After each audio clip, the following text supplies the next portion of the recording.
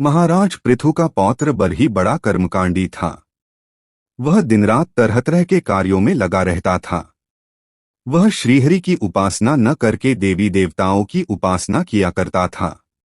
वह देवी देवताओं को प्रसन्न करने के लिए तरह तरह के यज्ञ और अनुष्ठान आदि किया करता था।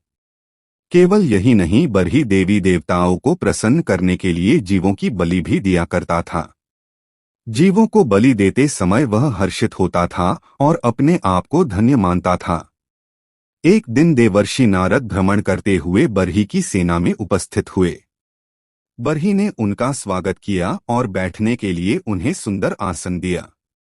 देवर्षि नारद ने बरही के कर्मकांडों की चर्चा करते हुए कहा, राजन, आप दिन रात देवी देवताओं को प्रसन्न करने के लिए तरह तरह के कर्म करते रहते हैं और पशुओं की बलि भी देते हैं। आप कभी श्रीहरि को भी स्मरण करते हैं?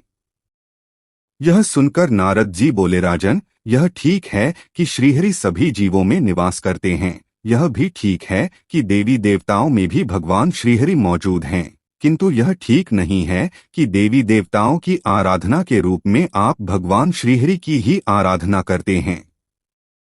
भगवान श्रीहरि तो साकार भी हैं, निराकार भी हैं, वे भेदों से परे हैं। उनके सामने देवी देवता भेदों से परे नहीं हैं। भगवान श्रीहरि दयामय हैं, वे भोगों और बलियों से प्रसन्न नहीं होते, वे प्रसन्न होते हैं प्रेम और भक्ति से।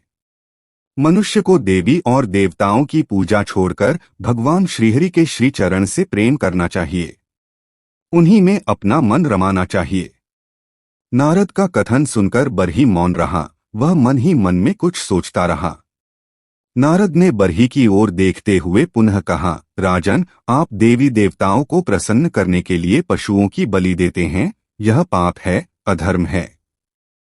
जीवों की हिंसा से बढ़कर दूसरा पाप कोई नहीं होता।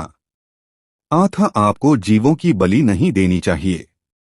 किंतु नारद के कथन का बरही के मन पर कोई प्रभाव नहीं पड़ा।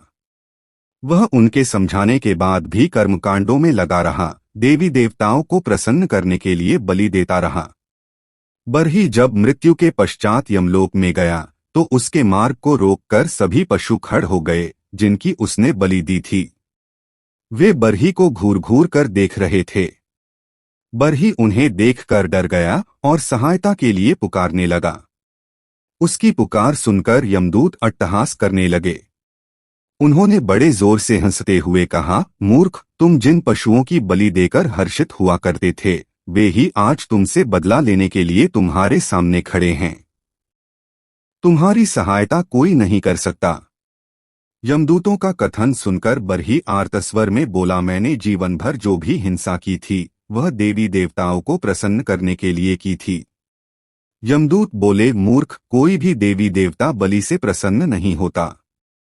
मनुष्य अपने मन के विकारों के ही कारण देवी देवता को बलि दिया करता है।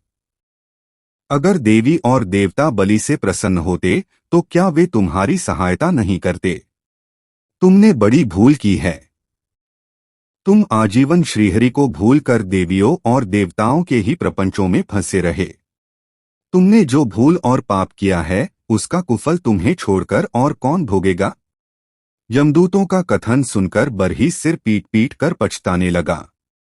वह सोचने लगा, काश मैंने नारद जी की बात मान ली होती, लेकिन अब पछताने से क्या फायदा।